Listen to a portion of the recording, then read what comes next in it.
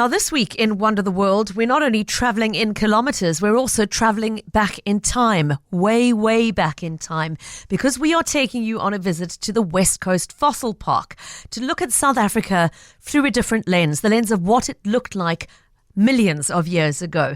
The park is located about 90 minutes drive from the city, up the west coast, of course, and it is home to one of the world's richest fossil deposits. The remains of animals have been found there, which roamed this region 5 million years ago, and they include everything from giant, short-necked giraffes to saber-toothed cats to the ancestors of modern elephants and hippos. This park offers a rare chance to step into an ancient landscape and contemplate the remains of the past and think about how dramatically our environment has shifted over the millennia.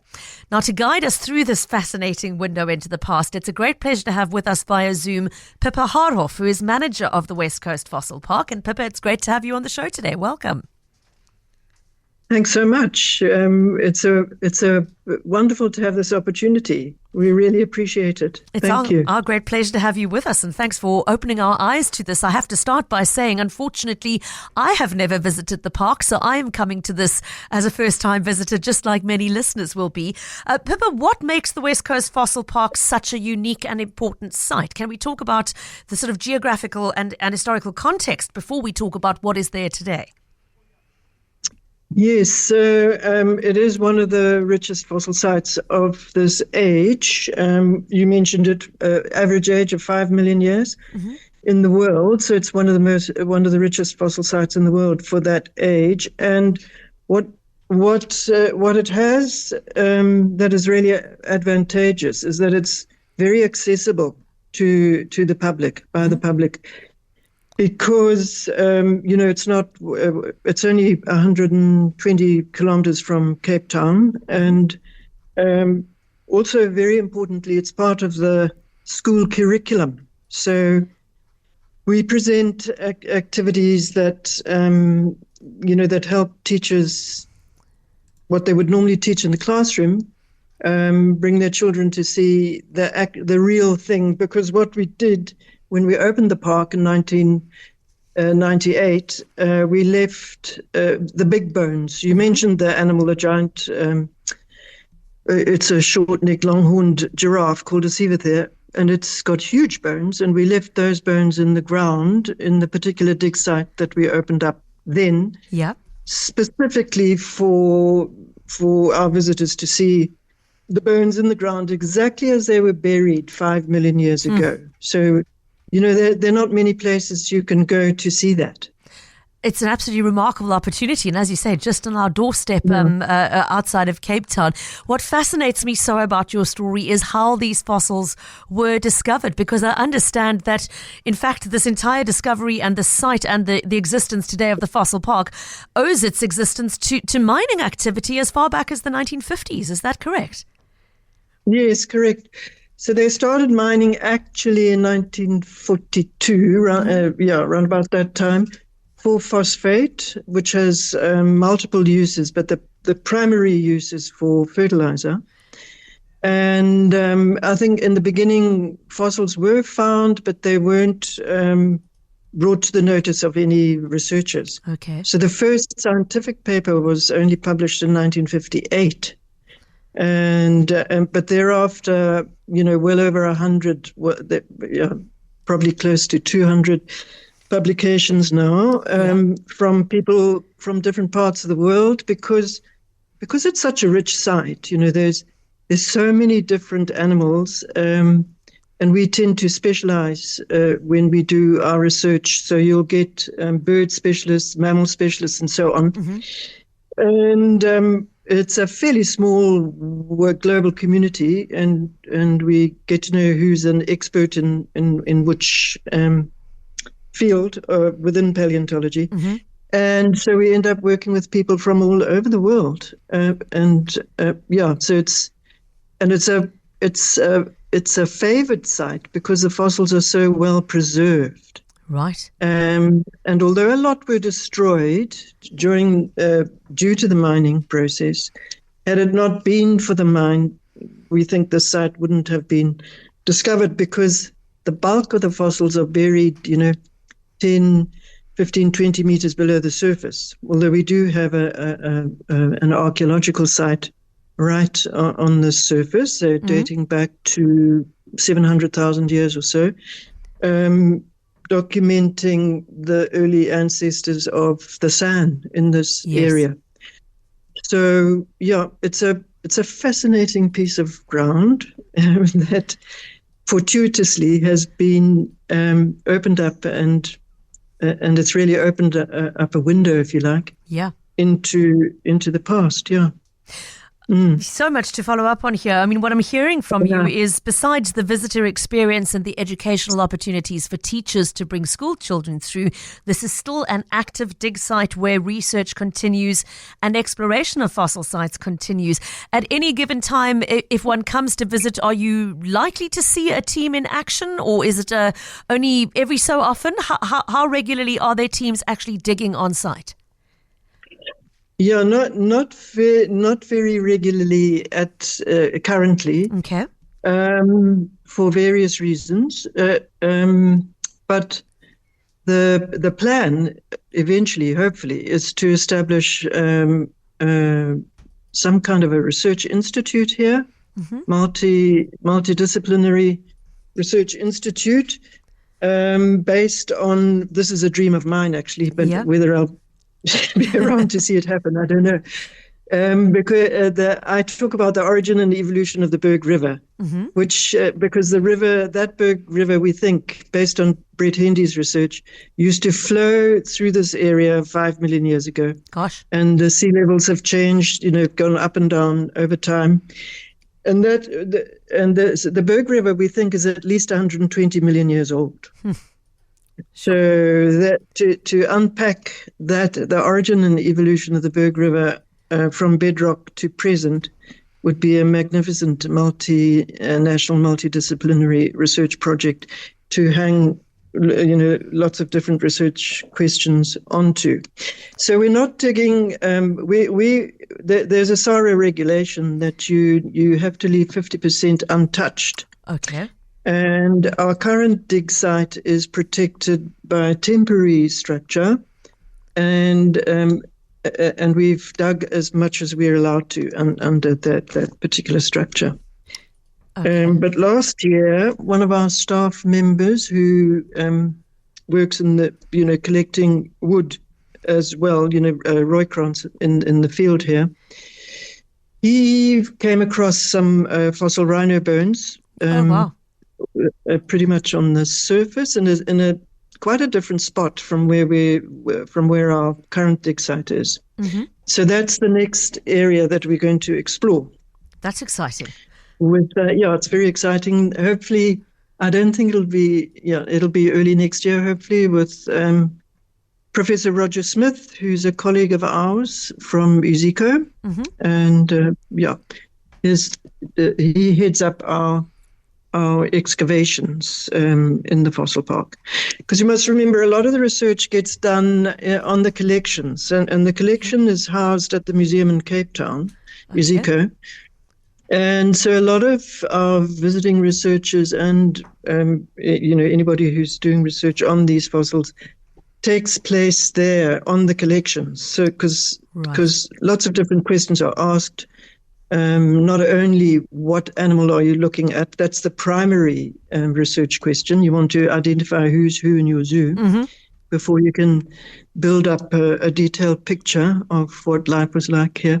So, but then really very, very interesting research builds up on that basic information, the taxonomic information. Right. Because you want to know, for instance, we've got 3 different species of elephant that coexisted here. Goodness. And, first a question would be, how on earth could the environment support 3 different species of elephant at the same time? Yeah. Yeah. A fascinating bit of evidence regarding the vegetation, what it used to be like here 5 million years ago, comes from the tiniest part of the plant that can fossilize, and that is the pollen grains, that are microscopic. They can preserve extremely well under the right conditions, and we have clever paleontologists who can study them and identify them. And so based on the fossil pollens, it has been deduced that the climate and vegetation was very different here 5 million years ago. It was warmer and wetter, so it was more subtropical. Sure. So there were it was forested with lots of different palm trees and yellowwoods and things like that. But in amongst those fossil pollens is some of the earliest evidence for fynbos in this region and grasses. So that's telling you that the warm, wet conditions were changing to the cooler, drier, Mediterranean type conditions that we live with today. At that point, yeah.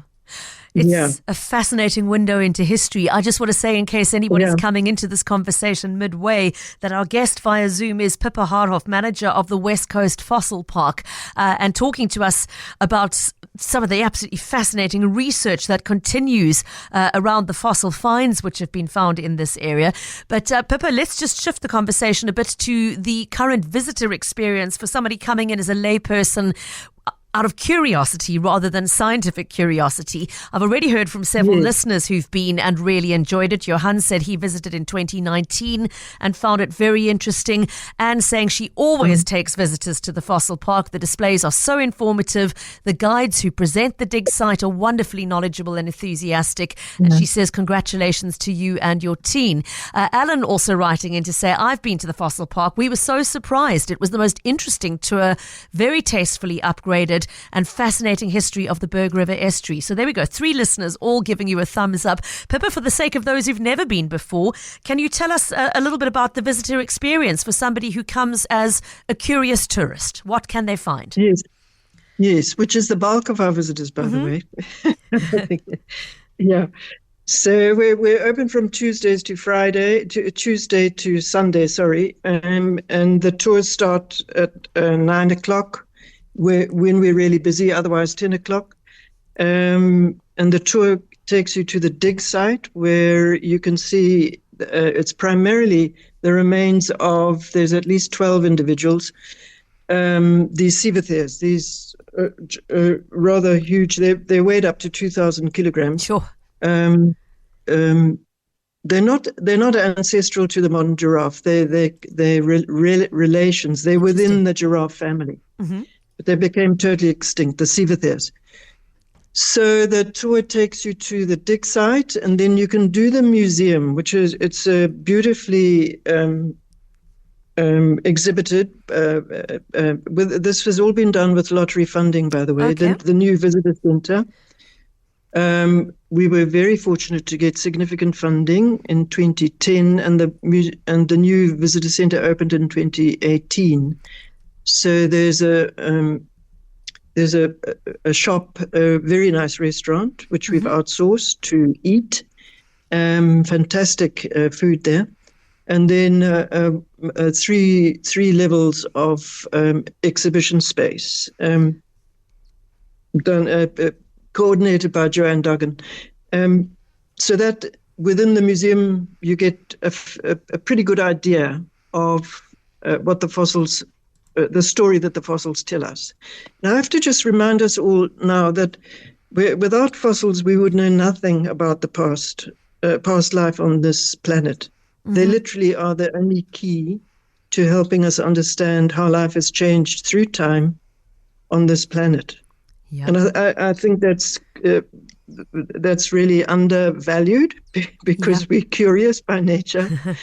And luckily we are interested in where we've come from and so on. But if there were no fossils, we wouldn't have a clue. Yeah.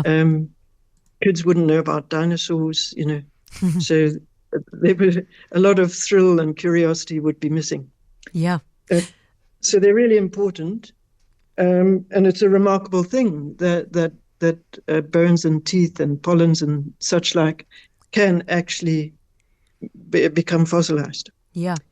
Pippa, The visitor experience, yeah. yes. I was going to ask you sorry. about accessing that experience in terms of fees. I understand there's no entrance fee per se, but then once you're inside the facility, there are different options depending on what you want to do. Is that correct?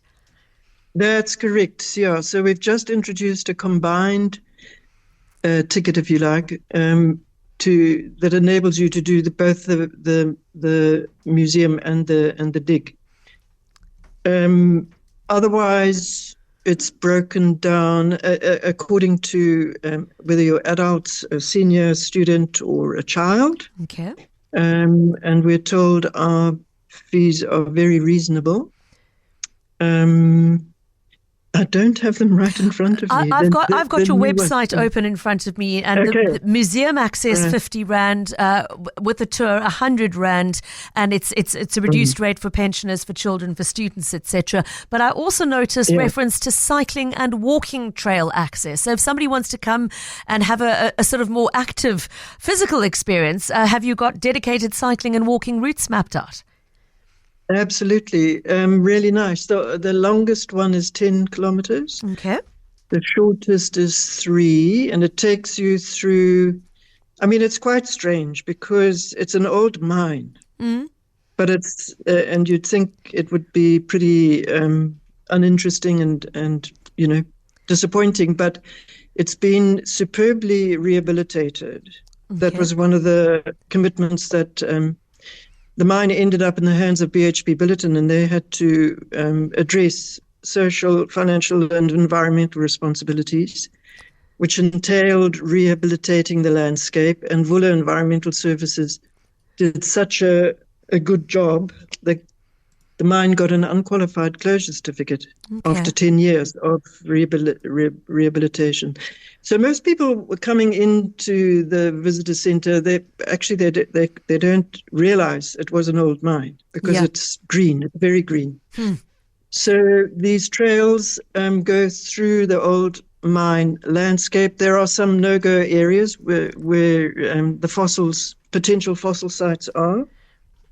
Because the entire site, which is 700 hectares, is now a National Heritage Site. So, and